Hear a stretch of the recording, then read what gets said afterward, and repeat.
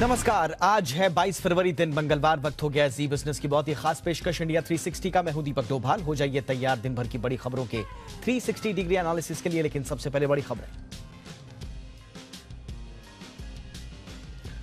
Putin ने Ukraine के Donetsk और लुहांस्क इलाके को अलग देश घोषित किया। पुतिन के फैसले से पश्चिमी देश नाराज। जर्मनी ने नॉर्ड टू स्ट्रीम पाइपलाइन की रद्द। ब्रिटेन ने रूसी बैंकों पर लगाया प्रतिबंध।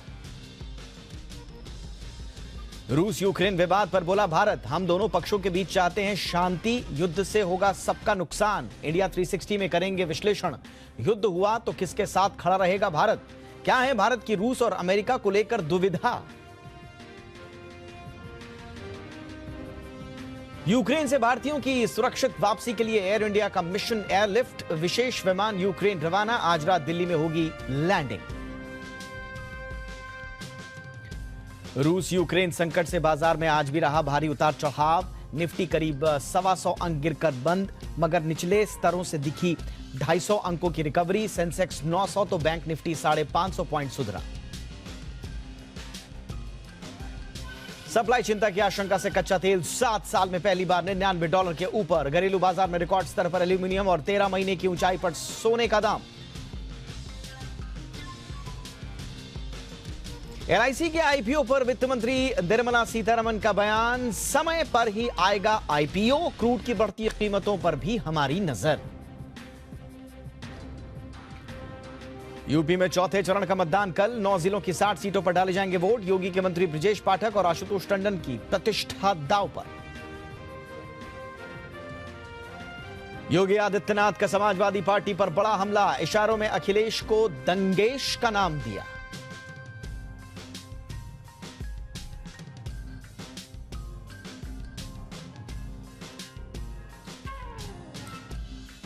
और नीतीश कुमार ने राष्ट्रपति पद के उम्मीदवार बनाए जाने की खबरों को किया खारिज। कहा, ऐसी बातें हमारे दिमाग में भी नहीं आती।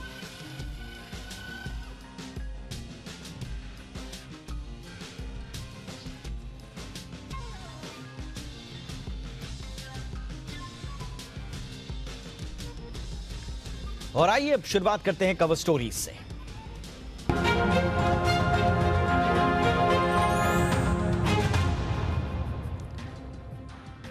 रूस और यूक्रेन के बीच विवाद हर गुजरते दिन के साथ बढ़ता जा रहा है और पिछले 24 घंटे में तो पूरी दुनिया सख्ते में है रूस और यूक्रेन के बीच बढ़ते विवाद को लेकर। और इस विवाद को ताजा हवा दी रूस के राष्ट्रपति व्लादिमीर पुतिन ने। और वो फैसला था जिसमें उन्होंने यूक्रेन के 2 इलाकों, जो कि पूर्वी यूक्रेन के इलाके हैं, दोनेत्स्क और लुहांस्क, दोनाबास के इलाके, जिसको हमने इंडिया 360 में आपको तफसील से बताया था कि कैसे अब ये इलाका, दोनबास का इलाका, अब पूरे विवाद की जड़ में आ गया है। 2 इलाके दोनेत्स्क और लुहांस्क को अलग अलग देशों की मान्यता रूस ने दी है। पिछले हफ्ते मंगलवार को डूमा, जो कि रशियन पार्लियामेंट का जो हिस्सा है, संसद है, उसने राष्ट्रपति पुतिन से कहा था कि आप इनको मान्यता दें। और तब से कयास लग रहे थे कि क्या पुतिन ये फैसला लेंगे, क्योंकि इन दोनों को अलग संप्रभु राष्ट्र का दर्जा नहीं देने के पीछे भी रूस की रणनीति मानी जाती थी। लेकिन अब रूसी राष्ट्रपति पुतिन ने इन दोनों इलाकों को अलग अलग राष्ट्र की मान्यता दे दी है। और पुतिन के इस फैसले से न सिर्फ यूक्रेन नाराज हुआ, बल्कि पश्चिमी देश भी सख्ती में आ गए। रूस को घेरने की कोशिशें हो रही हैं। पुतिन के इस फैसले के विरोध में कई पश्चिमी देशों ने रूस पर प्रतिबंध लगाने शुरू किए हैं। ब्रिटेन ने रूस के कुछ बैंकों और अधिकारियों पर प्रतिबंध लगाया है। इस बीच रूस ने हालांकि यह कहा है कि फिलहाल वो पूर्वी यूक्रेन में सेना भेजने की कोई योजना उसकी नहीं है। हां, अगर बात बिगड़ी तो फिर इस पर विचार किया जाएगा, लेकिन फिलहाल वो इस तरह की किसी योजना पर काम नहीं कर रहा है। लेकिन यूक्रेन में गहराते युद्ध के बादलों के बीच नाटो ने यूक्रेन के प्रतिनिधि के साथ तत्काल बैठक करने की भी घोषणा की है। और क्या हुआ, ये ताजा अपडेट तो हमने आपको बताया, लेकिन बीते 24 घंटे में कैसे पल पल घटनाक्रम बदला और पुतिन के इस फैसले के बाद दुनिया भर में, खासकर नाटो और पश्चिमी देशों में किस तरह का रिएक्शन हुआ और अभी की क्या स्थिति है, देखिए इस रिपोर्ट में। В этой связи считаю необходимым принять уже давно назревшее решение незамедлительно признать независимость и суверенитет Донецкой Народной Республики и Луганской Народной Республики. Прошу Федеральное собрание Российской Федерации поддержать это решение, а затем и ратифицировать договоры о дружбе и взаимопомощи с обеими республиками. Два эти документа будут подготовлены и подписаны в самое ближайшее время. पुतिन का एक फैसला और यूक्रेन के 3 टुकड़े हो गए।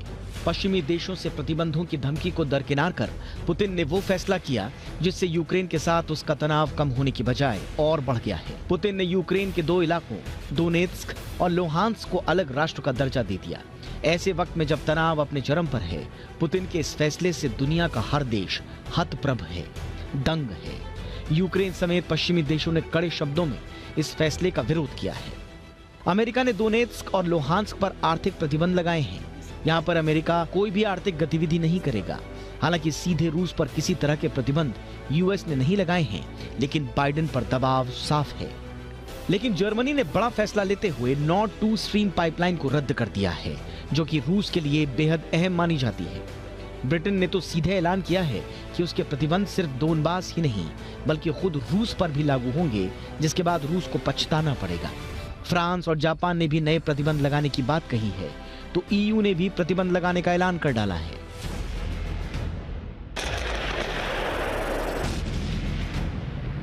यही नहीं, आर्थिक प्रतिबंधों के साथ साथ नाटो देश अब मिलिट्री एक्शंस की दिशा में भी कदम बढ़ाने लगे हैं। ब्रिटेन के मुताबिक रूस ने यूक्रेन पर फुल स्केल वॉर की शुरुआत कर दी है। इस बीच ये भी खबर है कि चेक गणराज्य के सैनिक रोमानिया या स्लोवाकिया में डेरा डाल सकते हैं। यही नहीं, बल्गारिया में एक मिलिट्री ट्रेनिंग में शामिल होने के लिए यूएस सैनिक भी पहुंच रहे हैं। इस बीच सोमवार रात एक आपात बैठक में संयुक्त राष्ट्र सुरक्षा परिषद के सदस्यों से रूस को कोई समर्थन नहीं मिला। अमेरिका ने पुतिन के कदमों को हमला करने का एक बहाना बताया। वहीं कई सदस्यों ने यूक्रेन की क्षेत्रीय अखंडता के उल्लंघन की निंदा की। यहाँ तक कि रूस के करीबी सहयोगी चीन ने भी कूटनीतिक और शांतिपूर्ण समाधान का आग्रह किया। भारत ने अपना तटस्थ रुख बरकरार रखते हुए यूक्रेन की सीमा पर बढ़ते तनाव को गंभीर बताया। इस बीच संयुक्त राष्ट्र के महासचिव एंटोनियो गुतारेस ने रूस के फैसले पर गहरी चिंता व्यक्त की और इसे यूक्रेन की क्षेत्रीय अखंडता और संप्रभुता का उल्लंघन बताया।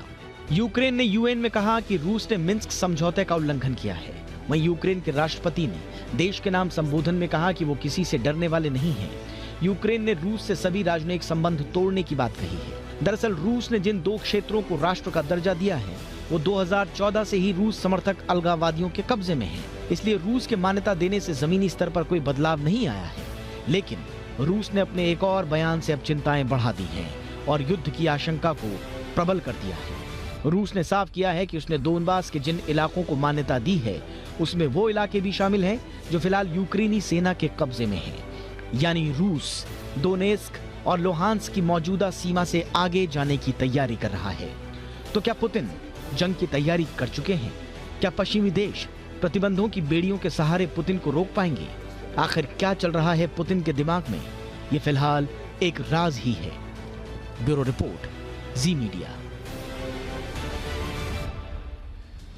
अब हर किसी के जहन में एक ही सवाल है, पुतिन चाहते क्या है? पुतिन क्या करना चाहते हैं?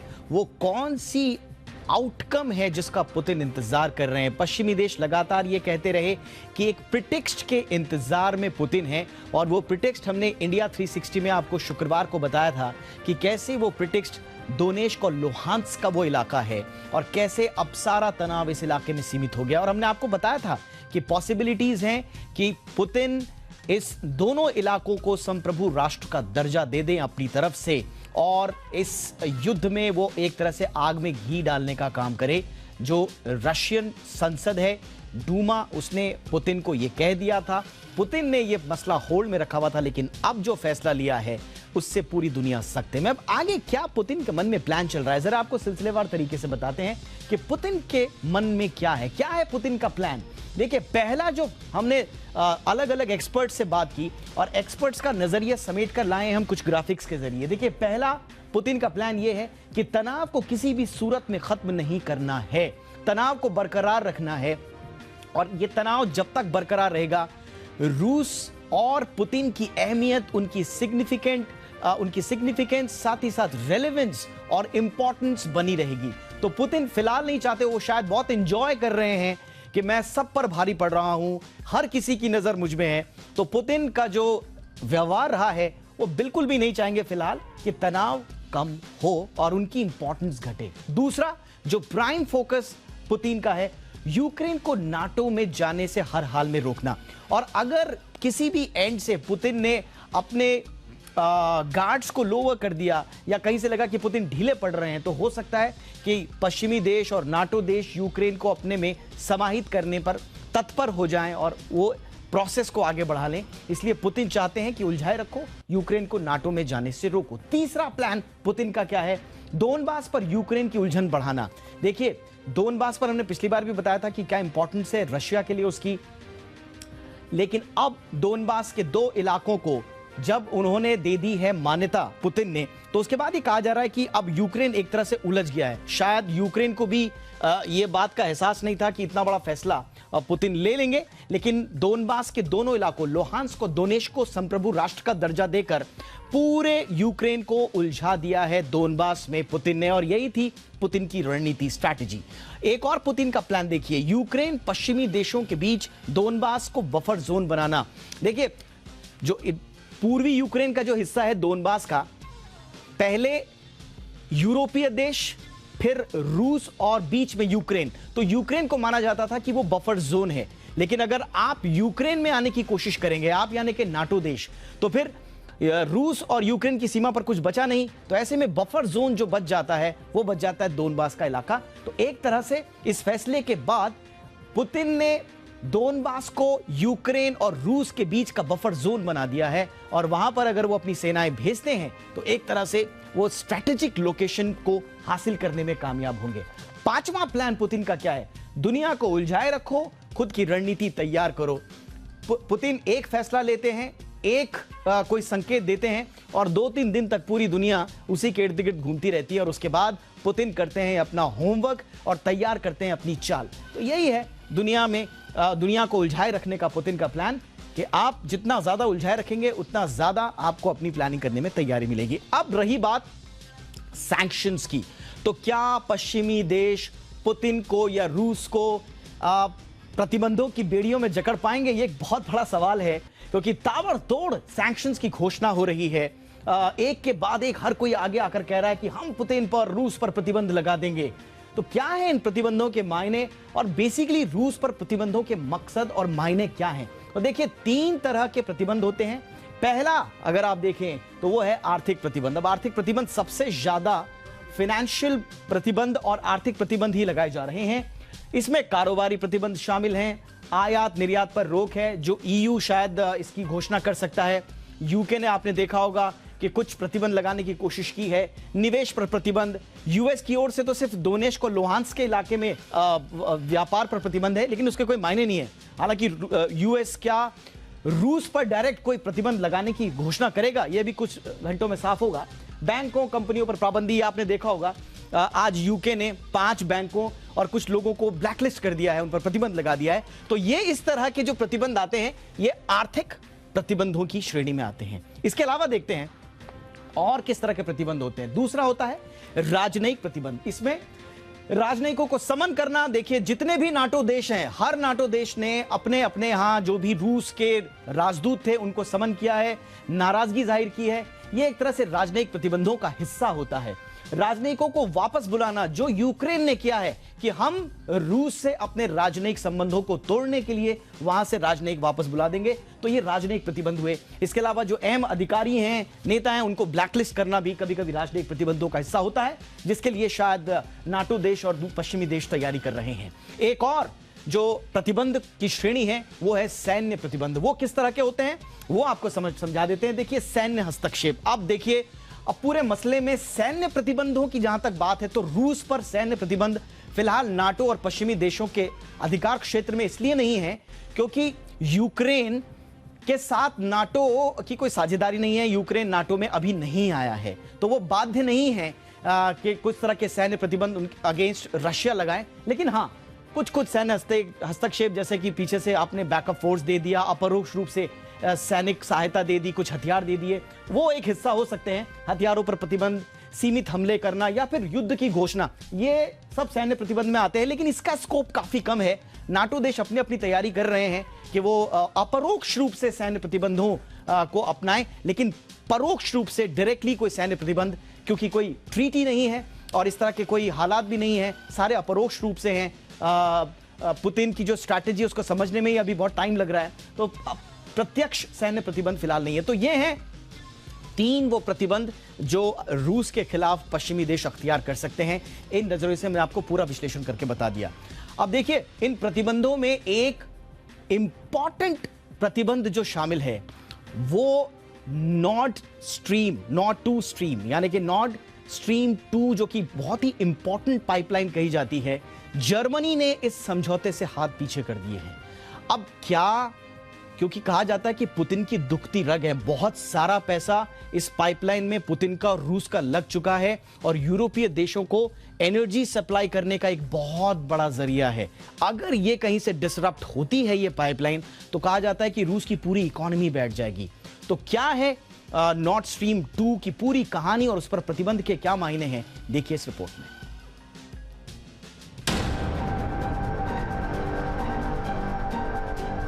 रूस और यूक्रेन के बीच आ गई पाइपलाइन।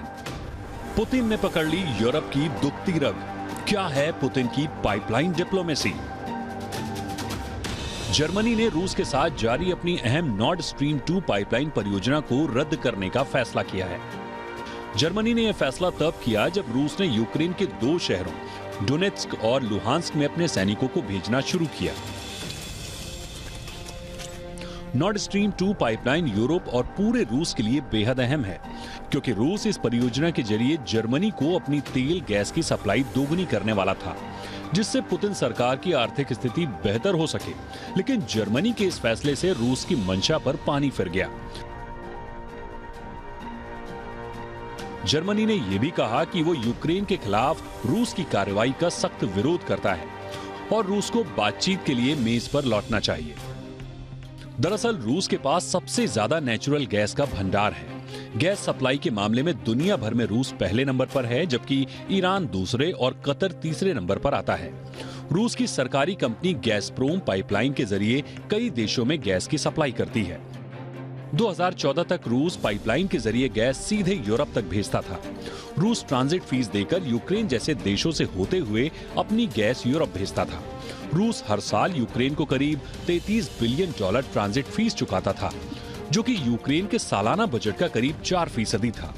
यूक्रेन से रिश्ता खराब होते ही रूस ने पाइपलाइन का रास्ता बदलने की ठान ली और इसके लिए रूस ने नॉर्ड स्ट्रीम 2 गैस पाइपलाइन की शुरुआत की। इस योजना के तहत वेस्टर्न रूस से नॉर्थ ईस्टर्न जर्मनी तक बाल्टिक महासागर के रास्ते 1200 किलोमीटर लंबी गैस पाइपलाइन बिछाई गई। इसकी कीमत करीब $10 बिलियन है। इस पाइपलाइन के जरिए रूस यूक्रेन को बाईपास कर जर्मनी तक अपनी गैस भेज सकता था। जर्मनी में नेचुरल गैस की सख्त जरूरत है और रूस ने उसे सस्ते दामों पर गैस देने का समझौता किया था। इस नई पाइपलाइन के जरिए रूस हर साल जर्मनी को 55 बिलियन क्यूबिक मीटर गैस की सप्लाई करने वाला था।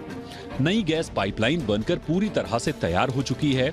रूसी सरकारी कंपनी गैसप्रोम अब बस यूरोपियन रेगुलेटर्स की मंजूरी का इंतजार कर रहे थे। लेकिन रूस और यूक्रेन के बढ़ते तनाव के बीच जर्मनी ने नॉर्ड स्ट्रीम 2 पाइपलाइन परियोजना को रद्द करने का फैसला किया है। चूंकि रूस की अर्थव्यवस्था का बड़ा हिस्सा गैस पाइपलाइन से आता है, ऐसे में नॉर्ड स्ट्रीम 2 पाइपलाइन पर रोक लगने से रूस की आर्थिक स्थिति बिगड़ सकती है। अब देखना होगा कि जर्मनी के इस फैसले के बाद रूस क्या एक्शन लेता है। ब्यूरो रिपोर्ट, जी मीडिया। अब थोड़ी देर के लिए रूस के हित भूल जाइए, यूक्रेन के हित भूल जाइए, नाटो के समीकरण भूल जाइए, यूरोपियन यूनियन का व्यापार साझेदारी सब भूल जाइए और अब आइए भारत पर। अगर युद्ध हुआ या टेंशन्स एस्केलेट हुई तो भारत कहां जाएगा, ये सबके दिमाग में ये सवाल उठ रहा है। और भारत अभी तो फूंक फूंक के कदम रख रहा है। कभी यूएस में अगर यूएन में अगर इस तरह की कोई बैठक होती है, बातचीत होती है, तो वो कोशिश करता है कि एक संतुलित अपना रुख अख्तियार करे, या अगर बहुत ज़्यादा वोटिंग की बारी आए तो खुद को रिस्ट्रेन कर ले। लेकिन एक दौर तो ऐसा आएगा, एक अगर आगे बढ़ती है टेंशन्स की, किसी ना किसी का पक्ष लेना होगा भारत को। तो ऐसी स्थिति में भारत किसके साथ जाएगा? अब इस भारत की दुविधा का विश्लेषण करते हैं आपको कुछ पॉइंटर्स के जरिए। देखिए, भारत की जो दुविधा है, वो पहली दुविधा कहें आप या दुखती रग कहें या वक्त की जरूरत कहें, वो है संयुक्त राष्ट्र सुरक्षा परिषद में भारत की स्थायी सदस्यता, जिसके लिए भारत बहुत मेहनत कर रहा है। लेकिन दुविधा क्या है? दुविधा यह है कि भारत को, जरा ग्राफिक्स के जरिए दिखाएं, मैं अपनी टीम को बोलूंगा कि उन दुविधाओं का विश्लेषण करते हैं हम कि वो दुविधाएं किस तरह की हैं। संयुक्त राष्ट्र सुरक्षा परिषद में भारत को रूस और अमेरिका दोनों का साथ चाहिए। जी हां, अगर स्थायी सदस्यता चाहिए, हालांकि अभी तक दोनों देशों ने भारत की सदस्यता का समर्थन किया है, और अगर आगे भी और मजबूती से भारत का पक्ष रखना है तो फिर भारत के लिए इन दोनों देशों की अहमियत होगी। इसलिए ये चूज करना कि हम रूस के साथ जाएं या अमेरिका के साथ जाएं, भारत के लिए बहुत मुश्किल होगा। इसके अलावा सुरक्षा परिषद की स्थायी सदस्यता के अलावा एनएसजी की सदस्यता को अगर जरूरी मानते हैं हम, तो उसके लिए अमेरिका के साथ साथ रूस के साथ भी सामरिक संबंधों की हमें आवश्यकता होगी। तो यह है संयुक्त राष्ट्र सुरक्षा परिषद में अगर हमें भारत में साथ चाहिए तो रूस भी चाहिए, इसीलिए इस पे ग्रीन टिक, और इसीलिए अमेरिका का साथ भी हमें चाहिए। इसके साथ देखिए दूसरी दुविधा है भारत की, चीन के खिलाफ भी साथ चाहिए अमेरिका का भी राइट टिक और रूस का भी राइट टिक। देखिए अमेरिका ने तो जिस जबरदस्त अंदाज में चीन के खिलाफ भारत का साथ दिया है, उसके लिए तो पूरी दुनिया भारत का लोहा मानती है कि यूएस जैसे देश को भारत ने साधने की कोशिश की है, और हमारी विदेश नीति का बड़ा अहम हिस्सा इसे माना जाता है कि चीन से हमारी तकरार जब बढ़ी है और बैकअप मिला है, हमें सपोर्ट मिला है अमेरिका से, वो बहुत इंपॉर्टेंट है। लेकिन हमें यह भी नहीं भूलना होगा कि रूस जिस तरह से चीन के पाले में एक तरह से जाने की बीच बीच में कोशिश करता है, उसके अपने हित हो सकते हैं, हमें उसे भी बैलेंस करना पड़ता है, और इसलिए हमें रूस के साथ भी संबंधों को बनाए रखना है, क्योंकि रूस के साथ अगर हमने संबंधों में हल्की सी ढील दी तो फिर चाइना का गठबंधन रूस के साथ मजबूत हो सकता है, और वहां पर हमारा मोर्चा खाली हो सकता है। एक जो हमारी महत्वपूर्ण जो सोच है $5 ट्रिलियन इकोनॉमी बनाने की, उसके लिए भी हमें अमेरिका का साथ चाहिए, रूस का साथ चाहिए। अब आप देखिए अमेरिका तो भारत का सबसे बड़ा ट्रेड पार्टनर है। 2021 में अमेरिका के साथ हमने $80 बिलियन का कारोबार किया था, $50 बिलियन के आसपास का आयात और निर्यात लगभग 30 के आसपास का। तो सबसे बड़ा ट्रेड पार्टनर अमेरिका है। रूस भी छोटा मोटा नहीं है, $10 बिलियन का कारोबार हम रूस के साथ भी करते हैं, और बहुत अच्छे संबंध हमारे साथ रहे हैं। इसलिए अगर हमें $5 ट्रिलियन इकोनॉमी बनना है तो आपको रूस भी चाहिए, अमेरिका भी चाहिए, और अमेरिका के साथ तो बड़े सिग्निफिकेंट जो हमारे बायलैटरल जो हमारी टॉक्स हैं, जो हमारे पैक्ट्स हैं, आप लिमोया की बात कर लो, आप कॉमकासा बात कर लो, ISA है, बेका है, DTTI है, ये अमेरिका के साथ जो हमारे जितने भी द्विपक्षीय समझौते हैं, ये हमारे देश के लिए बहुत इंपॉर्टेंट है। इसलिए हम किसी को भी नाराज नहीं कर सकते। ये है भारत की दुविधा, $5 ट्रिलियन इकोनॉमी बनने की। एक और दुविधा है, वो है रक्षा जरूरतों की। देखिए अमेरिका के साथ हमें व्यापार इंपॉर्टेंट है हमारे लिए, और रूस के साथ हम जानते हैं कि हथियार इंपॉर्टेंट है। हम जानते हैं कि रूस से हम अपनी रक्षा जरूरतों का 50% के आसपास जो है इंपोर्ट करते हैं। S-400 आपको याद होगा, और रूस तो आप देखिए कि अमेरिका ने तो कैसी कैसी धमकियां हमको दी हैं। काटसा की हमको धमकी दी है। काटसा मतलब countering America's adversaries through sanctions act. ये बड़ा ऐसा एक्ट है कि अमेरिका में बैठे हुए जितने भारत विरोधी लोग हैं ना, ये जैसे ही हम S-400 लेने के लिए हम आगे बढ़ते हैं, अमेरिका में आवाजें उठ जाती हैं कि आप सैंक्शन लगाइए भारत पे, वो रूस से हथियार ले रहे हैं। लेकिन उसके बावजूद रूस से हमने जो संतुलन स्थापित किया है वो कमाल का है, गजब का है। ये रक्षा जरूरतें, और अमेरिका से भी हम बहुत सारा सामान लेते हैं। हम 5th जनरेशन के वहां से बहुत सारा सामान हथियार ले रहे हैं। आगे भी हमारे पैक्ट है उनके साथ। तो रूस और अमेरिका हमारी रक्षा जरूरतों की धुरी हैं। इन दोनों से हम ना दुश्मनी बोल बिल्कुल भी नहीं ले सकते। इसलिए ये हमारी एक बहुत बड़ी दुविधा है। अब कैसे बैलेंस बनाएंगे, ये बड़ा इंपॉर्टेंट होगा। और एक और है ऊर्जा जरूरतें। देखिए 10.7 million ton crude oil US ने सप्लाई किया था 2020 में, और तब United State 4th largest supplier of crude oil हमारे लिए बन गया था 2020 में। तो ये अमेरिका से हमारे लिए ऊर्जा जरूरतों की जो निर्भरता है वो बहुत इंपॉर्टेंट है। अब रूस से तो हम बहुत ज़्यादा एनर्जी की निर्भरता हमारी नहीं है। हम नेचुरल गैस शायद हमने 1% के आसपास की थी। लेकिन अगर हमें सेंट्रल एशिया के थ्रू एनर्जी लानी है तो हमारे लिए रूस बड़ा इंपॉर्टेंट होगा। भविष्य की ज़रूरतों के लिए रूस बड़ा इंपॉर्टेंट होगा। और रूस में अगर छोटा मोटा भी कोई डिसरप्शन आता है, रूस की वजह से आता है, तो जो एनर्जी मार्केट में डिसरप्शंस होते हैं उसका हमारी इकोनॉमी पर इंपैक्ट होता है। इसलिए हमें इसके साथ बहुत अच्छे रिश्ते ऊर्जा जरूरतों को पूरा करने में भी बनाए रखने होंगे, और अमेरिका पर जो हमारी निर्भरता है वो तो जग जाहिर है ही। तो ये है भारत की वो 5 दुविधाएं जिनका हमने 360 डिग्री एनालिसिस करके आपको बताया। अब इसका विश्लेषण करते हैं, और हमारे साथ बेहद खास मेहमान इस वक्त जुड़ चुके हैं। विष्णु प्रकाश जी जुड़ चुके हैं, जो कि पूर्व राजनयिक है हमारे साथ। उनसे हम थोड़ा सा और भारत की इस दुविधा का विश्लेषण करेंगे। एम्बेसडर प्रकाश, बहुत बहुत स्वागत है सर आपका। हमने सर कुछ पॉइंटर्स में भारत की दुविधा का विश्लेषण किया, इनमें कुछ और आप ऐड करना चाहेंगे? और भारत एक्चुअल में किस पोजीशन में आपको दिख रहा है, कहां जाए कहां ना जाए, किससे हम दोस्ती करें, किसकी बात माने और किसको नाराज करें? भारत के लिए क्या कुछ स्टेक पर है सर इस समय? नमस्कार। आपने 360 डिग्री एनालिसिस कर लिया, तो मैं 361 डिग्री कहां से लाऊंगा? नहीं, आपने बहुत बखूबी एनालिसिस किया है। देखिए, भारत के लिए ये एक बहुत बड़ी समस्या है, बहुत बड़ी चुनौती है। रशिया के साथ या पहले सोवियत यूनियन के साथ हमारा बहुत अच्छे ताल्लुकात हैं। माना कि रशिया सोवियत यूनियन नहीं है, पर फिर भी एक बड़ी ताकत है। और ना केवल डिफेंस, जो कि सुरक्षा के लिए तो है ही है, पर ऊर्जा के लिए हमारा उनके साथ काफी काम है, हमारी इन्वेस्टमेंट है, परमाणु न्यूक्लियर पावर में है, स्पेस में है। तो रशिया हमारे लिए बहुत अहम पार्टनर है। और सबसे ज्यादा महत्व ये है कि हमको लेवरेज मिलता है, हमको एक देश पे डिपेंड नहीं होना पड़ता। अच्छा, जो 21वीं शताब्दी की पार्टनरशिप है वो यूएसए के साथ है, क्योंकि टेक्नोलॉजी में सबसे आगे है, एक सुपर पावर चाहे नहीं है पर एमिनेंट पावर है, और हमने एक तरह से रिश्तों में तब्दीली हो गई है।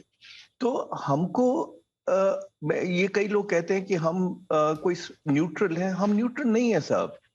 हम जानते हैं, और वाकई सब जानते हैं कि युद्ध कोई हल नहीं है, लड़ाई कोई हल नहीं है। जब ऐसी समस्या होती है तो उसका एक ही हल है, बातचीत, dialogue, give and take, negotiations. और वो किस तरह होते हैं? 2 तरीके हैं। एक तो आप पब्लिकली एक दूसरे को डांटें, धमकियां दें, और फिर कहें कि बातचीत हो, तो उससे थोड़ा मामला खराब हो जाता है। आमतौर पे जो बातचीत की सफलता तब होती है जब आप बिना पब्लिसिटी के, बिना एक दूसरे को धमकी दिए बात करें, एक दूसरे की बात समझें, अपनी बात कहें। तो भारत यही कह रहा है कि देखिए, आप बातचीत का रास्ता अख्तियार कीजिए। और भारत नहीं चाहता कि ऐसी सिचुएशन आ जाए जहां भारत को चूज करना पड़े, क्योंकि उसकी, जैसे आपने बताया, हमारे लिए ये एक संकट की बात है। हमारी जियोपॉलिटिक्स के लिए एक सेटबैक होगा, जो हम नहीं चाहते। बिल्कुल। अच्छा सर, आपने बहुत अच्छा एग्जाम्पल भी दिया। और देखिए, एक जमाने में जब शीत युद्ध हुआ, जब शीत युद्ध का दौर था, उस समय हमने नॉन अलायंस मूवमेंट चलाया था। उस समय तटस्थ रहना ये होता था कि किसी का पक्ष मत लो, तो तटस्थ आप कहे जाएंगे। लेकिन आजकल अगर आप किसी का पक्ष नहीं ले रहे हैं, उसमें भी किसी ना किसी का पक्ष लेना है। अब अगर हम यूएन में किसी बैठक से अपने आप को अलग कर देते हैं, तो मैसेज ये जाता है कि भाई हमने चुपचाप से रूस का साथ दे दिया, यही संदेश जाता है। अब ओलंपिक्स में अगर हम राजनयिक रूप से बायकॉट करते हैं, तो कहीं ना कहीं आता है कि हम यूएस की बात एक तरह से मान रहे हैं। तो बायकॉट करना, किसी बैठक से अलहदा कर देना अपने आप को, ये तटस्थता अब नहीं रही, अलग सिचुएशन हो गई है। तो बहुत मुश्किल होगा भारत के लिए खुद को यह बताना कि हम तटस्थ हैं। अंततोगत्वा आपको कोई ना कोई सिरा पकड़ना होगा। देखिए, राजनीति में, कूटनीति में कोई चीज हो जिसका कोई दाम ना चुकाना पड़े या जिसके कोई कॉन्सिक्वेंसेस ना हो, ऐसा नहीं होता। बिल्कुल। जैसे जैसे आप एक बड़े देश बन रहे हैं, आप परमानेंट मेंबरशिप की बात कर रहे थे, आप दुनिया में बड़ी रिस्पॉन्सिबिलिटीज लेना चाहते हैं, तो आपको डिसीजंस लेने होंगे, चॉइसेस करनी होंगी। कुछ आपकी चॉइसेस ठीक होंगी, कुछ मजबूरियां होंगी, कुछ कंपल्शंस होंगी, कुछ ठीक होंगी और कुछ गलत भी होंगी। ये कहना कि साहब हमारी चॉइसेस बिल्कुल ठीक होंगी या हमको स्थिति पर पूरा कंट्रोल है, ये नहीं होगा। तो एक तरह से आपके पास ऑप्शंस हैं, कुछ अच्छी हैं, कुछ बुरी हैं। कई बार अच्छी ऑप्शंस आप इख्तियार करते हैं, कई बार जो अच्छी नहीं है उसमें से सबसे कम जो अच्छी हो उसको छोड़ के और दूसरी इख्तियार करते हैं। तो ये कोई चुनौती जरूर है और इसीलिए डिप्लोमेसी कहते हैं कि it's an art of the impossible या art of the possible, and it's an optimistic profession, जहां आप उम्मीद करते हैं कि चीजें ठीक रहें, पर जहां मुश्किल आती है वहां आप कोई ना कोई डिसीजन लेते हैं। अब देखिए, मुश्किल जो हमारे लिए और भी बड़ी है इस वक्त, वो ये है कि चीन हमारे बॉर्डर पे है। चीन जो चाहता है वो भारत को कमजोर करना चाहता है, भारत को एम्बैरस करना चाहता है। और इस स्थिति में, जैसे आपने वर्णन किया, आपने जिक्र किया, हमारे लिए रशिया और यूएसए बहुत महत्वपूर्ण है। पर मुश्किल की बात क्या है, अफसोस कह लीजिए या अचंभे की बात क्या है कि दुनिया को जो खतरा है वो रशिया से नहीं है, वो चीन से है। चीन से है, यस। और चीन क्या चाह रहा है? चीन अमेरिका को हटा के खुद की व्यवस्था बनाना चाहता है। चीन के साथ कोई कानून, कोई मर्यादा, कोई नियम लागू नहीं होते। और ये सब जानते हैं कि चीन की जो एम्बिशन है वो आसमान को छू रही है। तो आप अब क्या कर रहे हैं? अब पश्चिमी देश क्या कर रहे हैं? आप रशिया का तो हवा बना रहे हैं, और जो चीन जो कि आपके को डसने को तैयार है, उसके आप नजरअंदाज कर रहे हैं। तो ये जो हो रहा है ये कई बार समझ से बाहर है। और ये उम्मीद करते हैं कि, और धीरे धीरे आवाजें उठ भी रही हैं कि देखिए, आप असली संकट देखें कहां से, असली चैलेंज देखिए कहां से है, और एक पॉलिटिक्स की जगह स्टेट्समैनशिप दिखाइए।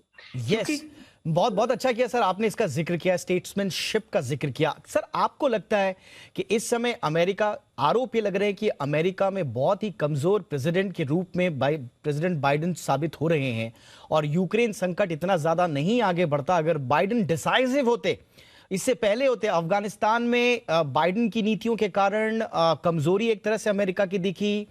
चीन ने बहुत अच्छे ढंग से ओलंपिक्स को समापन करके दिखा दिया। आप सिर्फ धमकियां देते रहे, आप बायकॉट करते रहे। यूक्रेन में 3 टुकड़ों में रशिया ने उसको बांट दिया। बाइडेन कह रहे हैं कि लुहांस्क और दोनेस्क में हम प्रतिबंध लगाएंगे, रशिया पे डायरेक्ट हाथ भी नहीं डाल रहे हैं। और उधर अब ताइवान के मसले पर चीन एग्रेसिव हो रहा है लगातार। तो आपको लगता है कि बाइडेन की कमजोरी दुनिया को मुश्किल में धकेल रही है?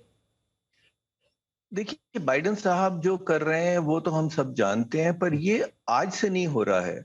ये जब से शीत युद्ध बंद हुआ है तब से कई नेताओं के जहन में शीत युद्ध की जो फिलॉसफी है या उसका जो प्रैक्टिस है वो चल रही है। अब देखें, जो सिक्योरिटी है या सुरक्षा है किसी देश की, क्या उसका विभाजन हो सकता है? क्या मैं ये कह सकता हूं कि आपकी सुरक्षा की परवाह नहीं है मुझे, पर मैं अपनी सुरक्षा को बढ़ाना चाहता हूं? जर्मन चांसलर जो गए थे 3 दिन पहले रशिया में, उन्होंने कहा कि यूरोप की सुरक्षा रशिया के साथ होगी, रशिया के खिलाफ नहीं होगी। बहुत बड़ी बात की उन्होंने। बिल्कुल। पर हकीकत क्या है कि आप नेटो का विस्तार कर रहे हैं और बॉर्डर पे जा रहे हैं, और आप कह रहे हैं कि देखिए, नहीं, हम तो आपकी सुरक्षा को खतरा नहीं पहुंचा रहे हैं। तो ऐसे नहीं चलेगा। आपको मैं ये किसी का पक्ष नहीं ले रहा हूं, पर मैं ये कह रहा हूं कि रशिया की भी कुछ जरूरतें हैं, उनका भी कोई तो वो उसको मद्देनजर रखना बहुत जरूरी है। पर दिक्कत ये है कि कई लोगों का कहना है या कुछ लोगों, विशेषज्ञों का कहना है कि कुछ इसमें डेमोक्रेटिक पार्टी का अपना एंगल भी है, क्योंकि ये मानते हैं कि पुतिन ने रशिया अमेरिका की प्रेसिडेंशियल इलेक्शंस में हस्तक्षेप किया था, जिसके कारण हिलरी क्लिंटन हार गई थी और प्रेसिडेंट ट्रंप जीत गए थे। तो ये भी कारण है, और ये याद करना हमको बहुत जरूरी है कि बाइडेन साहब ने कहा था कि पुतिन एक मर्डरर है, किलर है। यस। तो कुछ माने या ना माने, कई बार कुछ और भी एंगल हो जाते हैं। और ये इससे डर लगता है, क्योंकि अगर आप निष्पक्ष होकर देखें तो रशिया आपके साथ दुश्मनी नहीं चाहता, दोस्ती चाहता है, और उन्होंने हाथ भी बढ़ाया था पर उनका हाथ अलग कर दिया गया। और अभी भी कह रहे हैं, अभी भी पुतिन का आज का जो लेटेस्ट बयान है, नॉट पुतिन का, मतलब रशियन गवर्नमेंट का जो बयान है वो यही है कि पूर्वी यूक्रेन में हमारी सेना भेजने की अभी कोई योजना नहीं है। तो इमीडिएटली अगर आप ये देख रहे हैं कि दोनों को संप्रभु राष्ट्र का दर्जा हमने दे दिया, लुहांस्क और दोनेत्स्क को, तो हम वहां पर सेना भेजकर यूक्रेन पर हमला कर देंगे, ऐसा नहीं है। तो एक स्पेस देने की कोशिश अभी भी रूस कर रहा है। अब एग्रेशन जो पश्चिमी देशों का है, क्या वो बात को संभालेगा या बात को बढ़ाएगा, ये देखना बड़ा दिलचस्प होगा। पल पल की राजनीति बदल रही है अंतर्राष्ट्रीय पटल पर, उस पर हमारी नजर रहेगी। Vishnu sir, thank you so much, आपने बहुत आसान भाषा में इस जटिल मुद्दे का विश्लेषण किया। थैंक यू सर, आपने वक्त निकाला हमारे लिए। रूस और यूक्रेन के बीच बढ़ते तनाव का असर भारतीय बाजार पर स्वाभाविक रूप से लगातार हावी है। आज भी भारतीय बाजारों में तेज बिकवाली देखने को मिली। सेंसेक्स 56,438 पर खुला था, इसने 57,505 का ऊपरी और 56,394 का निचला स्तर बनाया। रियल्टी, मेटल, आईटी में सबसे ज्यादा दबाव रहा। मिड कैप, स्मॉल कैप शेयरों में बिकवाली रही।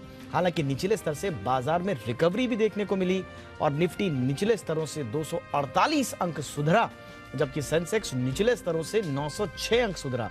कारोबार के अंत में निफ्टी 114 अंक गिरकर 17,000 के पार बंद हुआ। सेंसेक्स 383 अंक लुढ़कर 57,300 के पार बंद हुआ।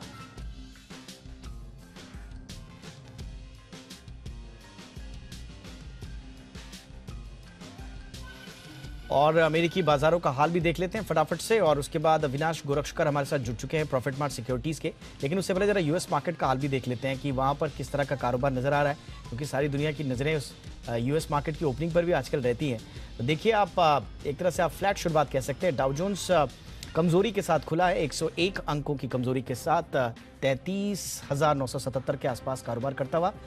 नैस्डैक हालांकि हल्का हरे निशान में जरूर है, 35 अंकों की तेजी, 13,583, और S&P भी 4,344 के स्तर पर। तो फ्लैटिश शुरुआत अमेरिकी बाजारों की। क्या इससे क्यों लिए जाएं, अविनाश जी बताएंगे। अविनाश जी, कुछ क्यों ले पा रहे हैं सर अमेरिकी बाजारों से कल के लिए, कुछ संकेत? हेलो अविनाश जी। हाँ बोलिए सर। सर, कल के लिए आपके अनुमान क्या है हम सब मार्केट के लिए? देखिए, हमको लग रहा है कि कल भी बाजार थोड़ा सा वोलेटाइल रहेगा, बिकॉज आज हमने देखा कि रशिया यूक्रेन को लेके काफी न्यूज फ्लो कंटिन्यूसली आई थी। जब तक बाजार में पूरी तरह से क्लैरिटी रशिया यूक्रेन के मामले पे नहीं आता, तब तक मार्केट थोड़ा सा अनसर्टन फेज में रहेगा। हालांकि आज डोमेस्टिक इंस्टीट्यूशन ने काफी अच्छी खरीदारी करी है। हमको लग रहा है कि मार्केट्स थोड़े से वोलेटाइल रहेंगे, क्योंकि अभी भी मार्केट्स थोड़ा चिंता के रेंज में है। और हमको लग रहा है कि देखिए, अगर किसी को कोई पोजीशन लेना है शॉर्ट टर्म ट्रेडिंग के लिए या मीडियम टर्म के लिए, तो कमोडिटी बेस्ड जो सेक्टर है, जैसे कि एल्यूमिनियम है, ऑयल है, यहाँ पे मैं समझता हूँ कि अभी भी रिस्क रिवॉर्ड काफी अच्छा होगा। एल्यूमिनियम के प्राइसेस काफी बड़े हैं, प्लस अनुमान है कि अगर यूएस रशिया के ऊपर कोई सैंक्शंस लगाता है तो एल्यूमिनियम की कीमतें और भी बढ़ सकती है सप्लाई डेफिसिट के कारण। और ऑयल जिस प्रकार से आज $99 का प्राइस हो चुका है, तो यहाँ पे भी हमको लग रहा है कि जो अपस्ट्रीम कंपनी है, जैसे ऑयल इंडिया है, ONGC है, यहाँ पे आपको कल के सत्र में थोड़ा सा तेजी का माहौल देखने को मिलेगा। बट मोटा मोटी मार्केट पूरी तरह से रशिया यूक्रेन की जो इशू है उसकी तरफ पूरी क्लियरिटी की अपेक्षा करेगा। जैसे ही अपेक्षा क्लियर होगी, तब मार्केट्स में एक अपवर्ड रुझान चालू होगा। लेकिन कल के लिए मार्केट्स वैसे ही, जैसे आज हमने काफी वोलेटिलिटी देखी, वैसे ही शायद कल का माहौल भी रहने की पॉसिबिलिटी है। बहुत बहुत शुक्रिया अविनाश जी इस तमाम जानकारी के लिए आपका। और सिर्फ शेयर बाजार ही नहीं, बल्कि रूस और यूक्रेन के बढ़ते संकट से कच्चे तेल में भी उबाल दिख रहा है। कच्चे तेल की कीमतों में जबरदस्त तेजी देखने को मिली है। कच्चे तेल की कीमत अंतर्राष्ट्रीय बाजार में 7 साल के उच्चतम स्तर पर पहुंच गई है। क्रूड ऑयल $99 प्रति बैरल के पार, यानी कि $100 के आसपास। माना जा रहा है कि अगर अंतर्राष्ट्रीय बाजार में क्रूड ऑयल की कीमतें बढ़ती रही तो उसका पूरा असर घरेलू बाजार पर भी पड़ेगा और इससे भारत में पेट्रोल डीजल की कीमतों में बड़ा इजाफा हो सकता है। वहीं सोने की कीमतों में भी रिकॉर्ड बढ़ोतरी देखने को मिल रही है। सोना फिर 13 महीने की ऊंचाई पर पहुंच गया है। MCX पर सोना 51,400 के पार पहुंच चुका है। कमोडिटी मार्केट पर रूस यूक्रेन विवाद के पूरे असर को समझा रहे हैं जी बिजनेस के कमोडिटी एडिटर मृत्युंजय कुमार झा।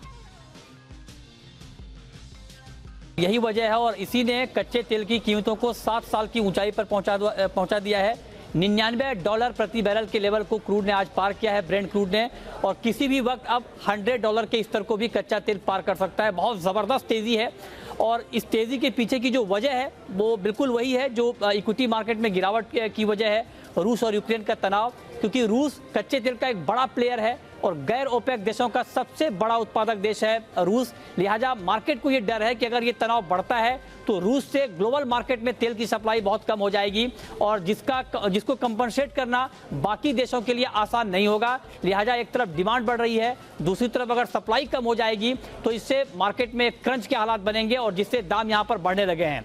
बाजार के जानकारों का मानना है कि अभी हालात ऐसे ही रहेंगे जब तक यूक्रेन और रूस को लेकर के कुछ अच्छी खबर नहीं आती है, मतलब तनाव कम होने की खबर नहीं आती है, तब तक कच्चे तेल की कीमतें ऊपर ही बनी रहेंगी। ये तो बात हो गई क्रूड पर इंपैक्ट की। गोल्ड और सिल्वर यहाँ पर भी बहुत बेतहाशा तेजी है। 13 महीने की ऊंचाई पर है एमसीएक्स पर गोल्ड और 14 महीने की ऊंचाई पर है अंतर्राष्ट्रीय बाजार में गोल्ड का भाव। अब आप ये कहेंगे गोल्ड के दाम क्यों बढ़ रहे हैं? गोल्ड की कीमतों में तेजी के पीछे बड़ी वजह यह है कि जब भी दुनिया के आर्थिक हालात या राजनीतिक हालात खराब होते हैं तो सुरक्षित निवेश के तौर पर गोल्ड की डिमांड बढ़ जाती है और इस बार भी यही हो रहा है। बड़े पैमाने पर जो बड़े फंड्स हैं, हेज फंड्स हैं, वो गोल्ड में पैसा लगा रहे हैं और इसीलिए गोल्ड में बहुत बड़ी तेजी आई है। अंतर्राष्ट्रीय बाजार में गोल्ड का भाव $1910 प्रति ऑन्स के ऊपर चला गया है। जानकारों का यह मानना है कि बेशक अगर यूक्रेन और रूस का तनाव कम भी हो जाता है तब भी गोल्ड के लिए बहुत सारी पॉजिटिव खबरें हैं तेजी की, क्योंकि अमेरिका में महंगाई 40 साल में सबसे ज्यादा है और मार्केट एक्सपर्ट का यह मानना है कि महंगाई के खिलाफ जो गोल्ड की डिमांड होती है, जिसे अंग्रेजी में हेज अगेंस्ट इन्फ्लेशन कहते हैं, वो डिमांड बनी रहेगी। लिहाजा ये तनाव कम होने के बाद रफ्तार धीमी जरूर होगी लेकिन बहुत बड़ी गिरावट आ जाएगी, इसकी गुंजाइश नहीं है। चलिए अब आगे बढ़ते हैं और कुछ और खबरों का रुख करते हैं। सरकार एक बेहद ही दिलचस्प प्रोजेक्ट पर काम कर रही है और यह प्रोजेक्ट है डेटा एक्सेसिबिलिटी का। दरअसल अलग अलग सरकारी विभागों में हम सबका डेटा अलग अलग रूप में पड़ा हुआ है। अब सरकार ये चाहती है कि ये सारा डेटाबेस एक प्लेटफॉर्म पर आ जाए और लाइसेंस जारी करने के बाद इसका एक्सेस लोगों को मिल सके। अब कुछ लोगों का ये मानना है कि ये $5 ट्रिलियन इकोनॉमी बनने के लिए बहुत जरूरी है, लेकिन कुछ लोग ये मानते हैं कि ये ऐसा लग रहा है जैसे हमारा डेटा सरकार बेच रही है। आखिर क्या है सरकार की इंडिया डेटा ऑफिस खोलने की पॉलिसी, देखिए इस रिपोर्ट में।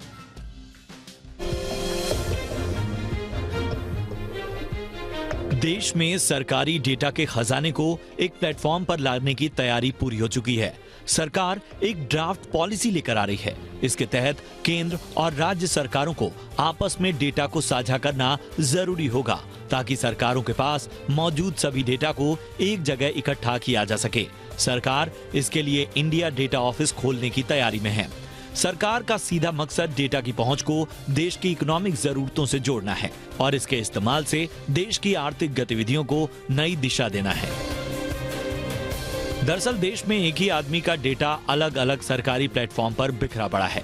हेल्थ डिपार्टमेंट का अलग डेटा, रोजगार से जुड़ा अलग डेटा, आधार, डीमैट और पैन से जुड़ा अलग डेटा। ये डेटा जुटाने के लिए सरकार के साथ साथ बड़े बड़े उद्योगों, नए स्टार्टअप्स और यहाँ तक कि रिसर्चर्स तक सबको दिक्कत होती है। सरकार मानती है कि ये देश में ईज ऑफ डूइंग बिजनेस और आर्थिक विकास के लिए ठीक नहीं।